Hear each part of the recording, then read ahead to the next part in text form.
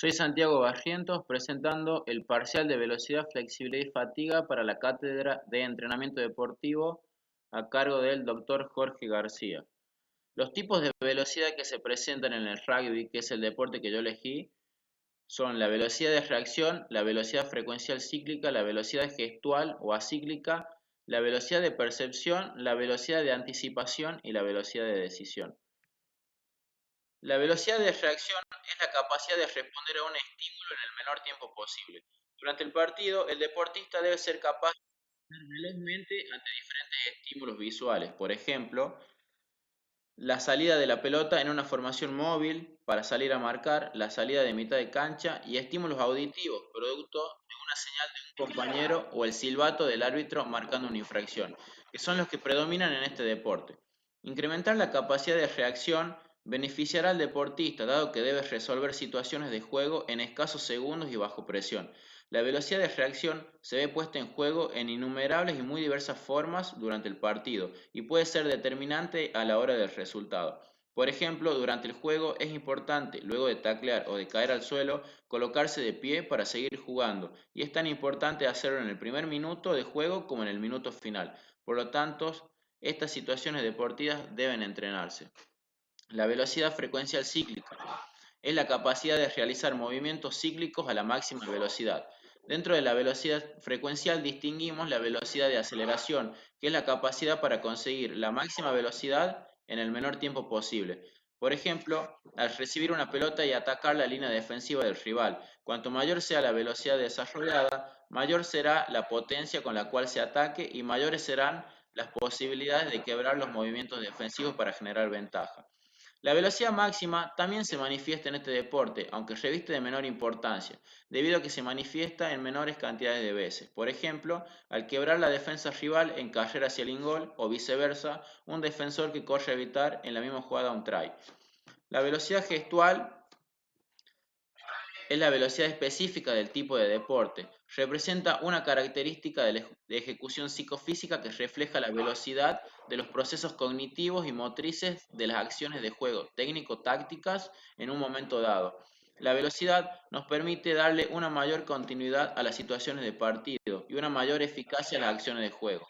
Esto es fundamental debido a la gran cantidad de, por ejemplo, pases que se realizan durante un partido. Es fundamental el desarrollo de la agilidad junto con la velocidad, dado que en reiteradas situaciones de juego debe realizarse algún cambio de dirección, ya sea para taclear como para eludir a algún jugador contrario o realizar un cambio de ritmo durante la carrera. La velocidad de anticipación es la capacidad del deportista de entender, basándose en un pronóstico de percepción, el desarrollo y el resultado de una acción, pero también poder programar el punto y la frecuencia en que aparecerán determinados resultados. La velocidad de anticipación en el rugby debe ser muy precisa y puede colocar al equipo en una situación favorable, por ejemplo, al anticipar un pase y correr en campo libre al try o ganar la posición a la hora de disputar un rack, o en una situación desfavorable, al perder la marca y provocar desventaja numérica o cometer penal, entre otros ejemplos.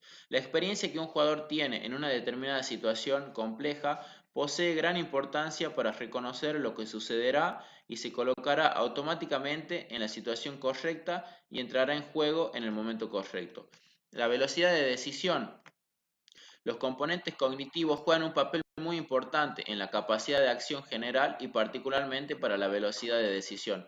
El rugby es un deporte en el que constantemente se deben tomar decisiones: pasar, amagar, jugar un duelo, jugar un kick a espaldas de la defensa, entrar en contacto y muchas situaciones más son algunas de las constantes que se presentan en el deporte, donde a menudo es necesario decidir de forma diferente en situaciones idénticas, donde las decisiones colectivas o individuales están estrechamente conectadas y en donde las buenas o malas decisiones pueden llevar a victorias o así también a derrotas. Este componente de la velocidad se debe entrenar brindándose suficientes posibilidades de decisión para poder optimizar esta capacidad.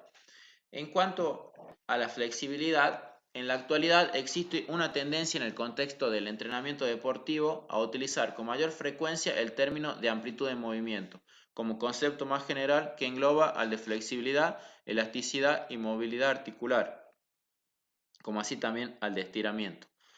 La flexibilidad son estiramientos realizados a velocidades bajas o medias o a velocidades igual a cero. Se manifiestan por lo general en acciones musculares isométricas, sin ningún tipo de acción muscular. Sus aplicaciones se realizan en el calentamiento previo a estiramientos dinámicos, en descansos entre series o repeticiones de fuerza, velocidad o resistencia, al finalizar la sesión para normalizar el tono muscular.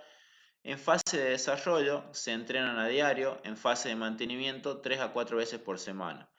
La elasticidad son estiramientos realizados a altas o muy altas velocidades. Se manifiestan con acciones musculares ansiométricas.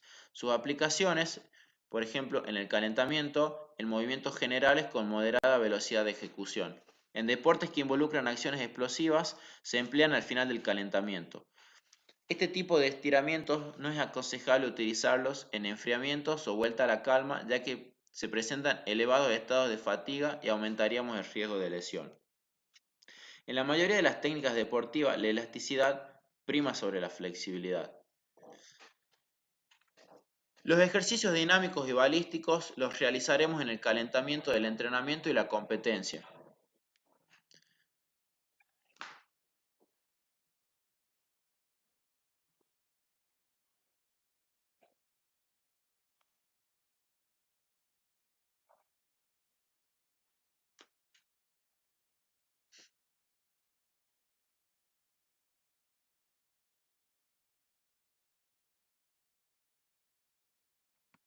Los ejercicios estáticos los realizaremos en el enfriamiento y vuelta a la calma para reducir el tono muscular.